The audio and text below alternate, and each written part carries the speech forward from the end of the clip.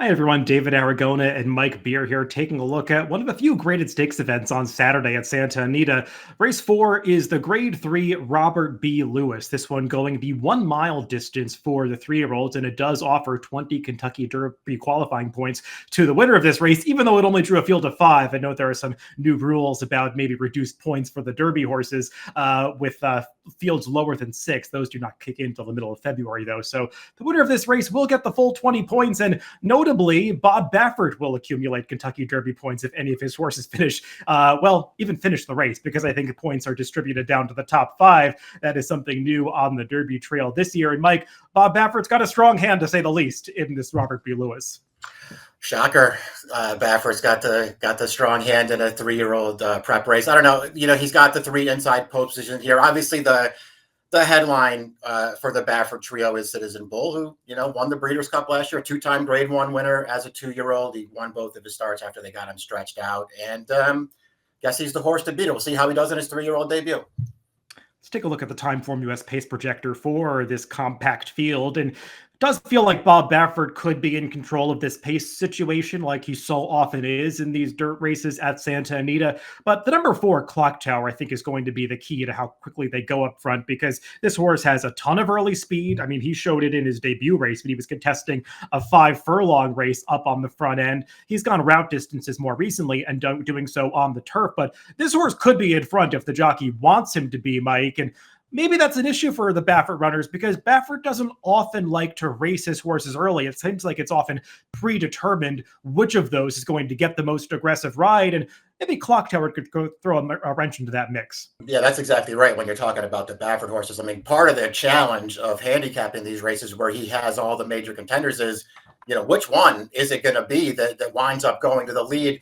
The longer I looked at it, I did sort of feel like it was going to be the 3 Rodriguez, but I guess we'll see what they decide to do with him when they stretched him out last time. He just had that he hasn't been particularly blazing fast, David, so far in his career, but he had easy speed last time when he made the lead. He's a little bit faster, I think, than he looks on paper. Let's go through this field in post position order, beginning with the first of the Baffert runners, the number 1 Matticat Road. And they must have thought a lot of this horse to start his career in a graded stakes race, running him on debut in the Bob Hope, where he actually put forth a pretty good effort to be second to Bullard, who was visually impressive that day. He stepped back in against maidens in this race that we're taking a look at, and just used his experience to his advantage to beat a highly regarded Bob Baffert trained stablemate, as well as another first-time starter that was running at him late. This was just going 6 furlongs, though, Mike.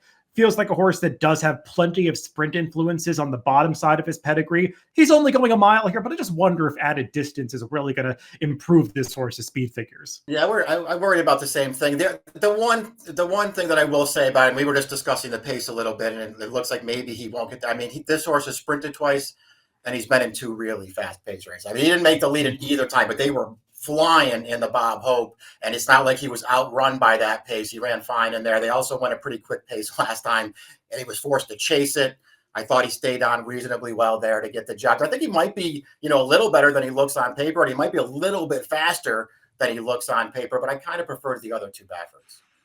Yeah, Mike, you mentioned the potential tactics that we could see between the number 2 Citizen Bull and the number 3 Rodriguez in the early stages. And I think that could be key to the chances of Citizen Bull, who, of course, is the recently crowned 2-year-old champion, won the Breeders' Cup Juvenile at the end of last year. We'll take a look at the replay of that race. And as you rightly pointed out, he is the headline attraction coming in to this Robert B. Lewis. But I bring up the tactics because it felt like they were so integral to the results of his last couple of races, when it felt like it was predetermined that he was not going to get a whole lot of pressure up front at the American Pharoah. He got to the lead that day and really dominated that race. And then in the Breeders' Cup Juvenile last time, East Avenue failed to break. The pace never materialized the way it looked like it was going to on paper. He was just being chased by 2 Baffert runners who didn't look like they were really interested on pushing the pace through the early stages. So this horse just got to run along at his own moderate tempo and pull away from that field late.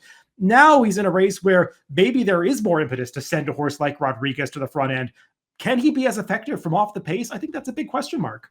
Yeah, it is. It's basically what the question this whole race sort of centers around. And you're right, David. I personally, I feel like I could go back now and look at the Breeders' Cup and say that I underrated this horse maybe a little bit, but that doesn't mean I want to now overrate him going into the 3-year-old campaign because of those last 2 wins where, as you've already pointed out, he just had all the best of it both times. I mean, the American Pharaoh, when you go back and handicap that race, he didn't look like the speed in that race. It didn't look like there was any chance he was going to be the Baffert on the lead. But as you already sort of laid out for everybody, they predetermined he was going to be the one that goes that time, and he got the grade 1 win. Go back and watch the full replay of the Breeders' Cup Juvenile if you're undecided about him. Everybody takes a hold. The favorite misses the break, and everybody takes a hold except for Citizen Bull, who makes an easy lead and made him pay. If you ask me, I think they might look to rate Rodriguez just off Citizen Bull, given that uncertainty about whether or not he can handle rating from just off the pace. And Rodriguez does seem like the kind of horse that is pretty handy and not overly aggressive watching his races. You watch the replay of his most recent start, we'll take a look at the stretch run, but even through the early stages, as soon as he got to the front end, his ears went straight up, like he was just waiting for the jockey's instructions. And horses like that are often comfortable sitting off another rival. So I won't be surprised when he sits a stalking trip. I'm not sure it's going to matter, Mike, because he showed a ton of ability, whether he got a good trip or not this day. I mean, the way he pulled away through the stretch was pretty impressive. And there were plenty of dirt races on this Antonita card. And you could compare this time to other mile races. He ran faster than older horse Miramati later in the day, who got a big buyer himself. A 101 buyer was awarded to Rodriguez. Now, you could look at some of the horses behind him and wonder if they really deserve the numbers they got. But I mean, based on the other races on this card, I can't pick it apart too much. He might just be a horse that really improved with the added distance. Yeah, I agree with all that stuff. I mean, he just ran really, really well last time. And then, even his career debut, David, when you go back and watch it, I mean, he didn't make the lead there. He had the outside post. He could have made the lead there. He broke fine from the gate. He had speed, and Garcia just took a hold of him. And they, instead of going to the front, they sat 4 wide while his stablemate moved up the rail and took the lead. I mean, this horse, he's fast. And I agree with you. He's just sort of a handy kind of fast. Where, listen, maybe you're right. Maybe they'll elect to give him a target this time and see what he does, because I got to believe Baffert has some pretty high hopes for this horse. And I'll say, I always watch the workouts to get a read on where these Bob Baffert horses are at, because he asks them so hard in the morning. There's often a tell about how they're going to do. I kind of prefer the workouts of Rodriguez to those of Citizen Bull that I've seen. The number 4 is Clock Tower, finally getting away from the Bob Baffert runners, this one being sent out by Wesley Ward. And he is switching from turf to dirt, and he is a horse who definitely showed some improvement when he got on the turf last year, winning his maiden race so impressively at Kentucky Downs. And Mike, I thought the best turf race he ran last year might have actually been his loss in the Bourbon, where he was setting a fast pace. That race completely fell apart towards the end, was won by a long shot winner who rallied from a mile back. We handicapped the Lecomte together and talked about how well the runner-up ran, chasing the pace of Clock Tower. This horse was setting faster fractions on the front end, still held on for third. And then the Cecil B. DeMille last time, yeah, he had everything his own way. He also never looked like he was in any danger of losing that race. This horse is pretty good. And I look at his pedigree, there's plenty of dirt in there. I mean, he's by the Versatile Not This Time. The Dam was a multiple stakes winner on the dirt. He's a half brother to Mahamal, who was a good dirt horse. Maybe this horse just likes the added distance, and he'll be just as good going back to the dirt. Yeah, I noticed that too. I mean, he really is really more bred to be a dirt horse than he is a turf horse. But, for whatever reason, it didn't work out in the first 2 career starts. I remember really being taken with his turf debut. I know it was at Kentucky Downs, and so you always want to take it with a grain of salt. I was really taken with that performance. I thought he was really impressive. I agree with your take on the Bourbon.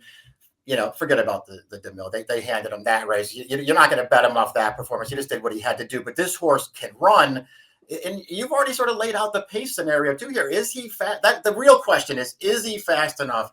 We'll see which one of the Baffert horses go. One of them is going. Is Clock Tower fast enough to clear those horses to his inside? I also found this interesting DRF formulator fact for trainer Wesley Ward. And I like to highlight races statistics like this because they're counterintuitive. You think of Wesley Ward as doing so well with sprinters, but going turf to dirt in route races over the past 5 years, Ward is winning at nearly 50% with an ROI that's north of $3. Now, a lot of this statistic was comprised of horses running at lower levels than Clock Tower race and the Robert B. Lewis, but still interesting that Ward does as well as he does with dirt routers when that's not the way that he is thought of. And closing out the field is the number 5, Valentine's Candy. And Mike, I don't have a whole lot to say about this horse. I guess it's a positive sign that his buyers have generally been on an upward trajectory, but he looks overmatched. Feels like poor Valentine's Candy got hustled in here. We don't need to waste a lot of time talking about him. Let's throw up our picks for this Robert B. Lewis, and I'm going to go on a bit of a limb here and try to beat all three Baffert runners with the number 4 Clock Tower. I kind of laid out the case. I think this horse has talent. I believe he might be able to translate that talent back to the dirt based on his early races and some pedigree that he's got. And in these small fields going a mile at Santa Anita, I find that speed is really dangerous. And if this horse gets to the front end, I feel like maybe he could take them all the way. I like that pick from you. I think he is a talented horse. I just went logical here. I took Rodriguez, who I expect to take a lot of money in here off the big figure. Not betting the race anyway, but I'm very interested to see how all the four inside horses. I'm interested to see how all 4 of them run. 4-3-2 for me and 3-2-1 for Mike in the 4th race at Santa Anita on Saturday. It is the Grade 3 Robert B. Lewis. Good luck if you're playing the races this weekend.